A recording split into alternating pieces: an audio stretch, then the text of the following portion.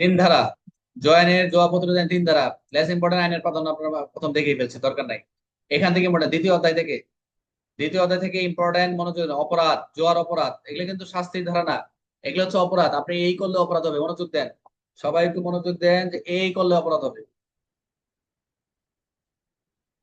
জোয়ানে চার ধারায় কোনো ব্যক্তির জন্য প্রত্যক্ষ পরোক্ষ জোয়ার সাথে সম্পৃক্ত হলে তাহলে সেটা একটা অপরাধ।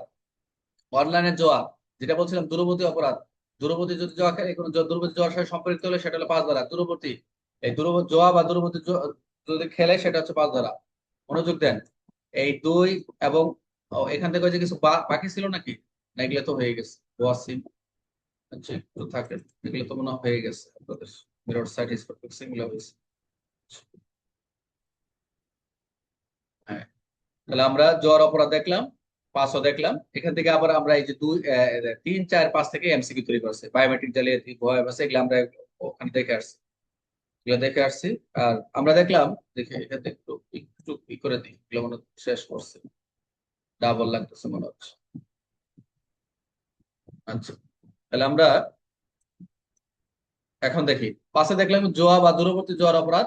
আর ছয় হচ্ছে অনলাইন ব্যাটিং, যেটা আমরা দেখলাম কোনো ব্যক্তি অনলাইন ব্যাটিং বা সম্পৃক্ত হলে তাও একটা অপরাধ, অনলাইন ব্যাটিং, যেটা আমরা দেখছিলাম আগে গল্প আকারে।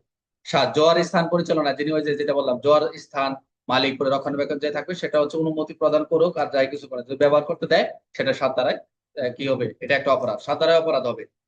আর শাস্তিগুলো তো আমরা ওখান থেকে দেখবো আলাদা। বাজি করে যে বুক মেকার, বুক মেকার যে পরিচালনা করে এটা একটা অপরাধ, বুক মেকার পরিচালনা করে এটা একটা অপরাধ হিসেবে গণ্য হবে।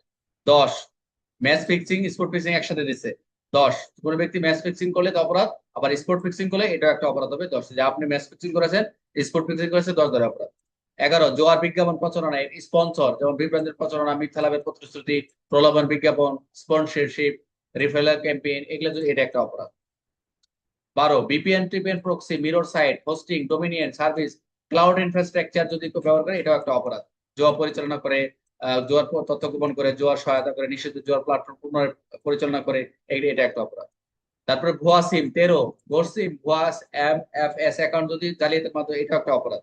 তুমি কেউ যদি কোনো ব্যক্তি ভুয়া সিম, গোর সিম, ভুয়া এফএমএস অ্যাকাউন্ট জাল পরিচয় করে এবং এগুলো করে যদি বেডিং পরিচালনা করে, অন্যের জাতীয় পরিচয়, এনআইডি, আঙ্গুলের ছাপ, মুখমন্ডল বা অন্য জনের সব ডিজিটাল ব্যবহার করে করে জুয়া বেডিং করে এইসব যদি অ্যাকাউন্ট খোলে, তবে এটা একটা অপরাধ।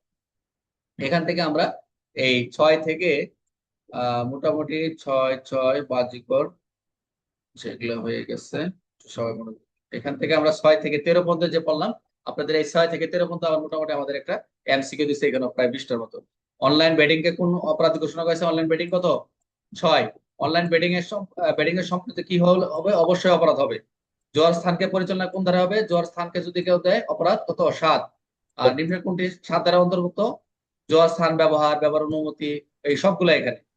আর জোয়ার সামগ্রী সংরক্ষণ সরবরাহ কোন ধারা অপরাধ হবে? কত? 8। আট। জোয়ার উদ্দেশ্যে সার্ভার সফটওয়্যার ব্যবহার করতে দিলে কত হবে? এটা একটা অপরাধ। বাজিকর বুকমেকার কত? পরিচালনা করার দ্বারা বুকমেকার 9। ম্যাচ ফিক্সিং কত? 10। Sport fixing, sport match fixing একই, 10। জোয়ার বিজ্ঞাপন যদি চালাস কত? 11। নিম্নের এগারো। নিম্নের কে জোয়ার প্রচারণা করলে অপরাধ হবে? ইনফ্লুয়েন্সার, শিল্পী, খেলোয়াড়, যদি যে কেউ জোয়ার প্রচারণা করে সবগুলো অপরাধ হবে। আর বিপিএন, জোয়ার পরিচালনা করে বিপিএন ব্যবহার করে কত? 12। মিরর সাইট যদি করে, এটা একটা অপরাধ বলে গণ্য হবে। আর ডোমিনিয়ন ব্যবহার করে একটা যদি পরিচালনা করে, সেটাও একটা অপরাধ, ঠিক আছে। আর ভুয়া সিম ব্যবহার করে পরিচালনা করে কোনো কিছু, সেটা হচ্ছে 13। গোড সিম, এটা জুয়া পরিচালনা করে একটা অপরাধ বলে। অন্যের এনআইডি ব্যবহার করে জুয়ার অ্যাকাউন্ট করলে সেটাও অপরাধ বলে গণ্য হবে। আচ্ছা, অন্যের আঙ্গুলের ছাপ, মুখমণ্ডল ব্যবহার করে জুয়ার অ্যাকাউন্ট পরিচালনা করে কি অপরাধ হবে? সেটা বায়োমেট্রিক চালিয়ে হবে, বায়োমেট্রিক, অন্যের সিম মুখ ব্যবহার করে এগুলো করছে। আর 13 অনুযায়ী কোনটি অপরাধ? ওই যে এমএফএস অ্যাকাউন্ট, গোড সিম, উপরে জাল পরিচয় অ্যাকাউন্ট, এই সবগুলো। এখন দেখেন শাস্তি, এই অপরাধের শাস্তিগুলো দেখেন। ও সরি, ওই যে লাস্টে আরেকটা মনে ও করতে বললাম মনে হয়, 14 পড়াইছি না? জোয়ার অর্থ 14টা লেনদেন। রয়েছে স্যার। হ্যাঁ, 14 পর্যন্ত হয়েছে না? 14 13 স্যার। পর্যন্ত হয়েছে? 13 হয়েছে স্যার। 13 হয়েছে? 13 পর্যন্ত? জি স্যার।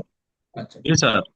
14 দেখেন, জোয়ার অর্থ লেনদেন, অর্থ প্রচার, ক্রিপ্টোকারেন্সি ব্যবহার করলে এটা একটা অপরাধ। কেউ mobile banking, financial service, digital wallet, hundi, এগুলো ব্যবহার করে যদি কেউ যদি টাকা পয়সা রূপান্তর করে, সংরক্ষণ করে, স্থানান্তর করে, এগুলো হয়।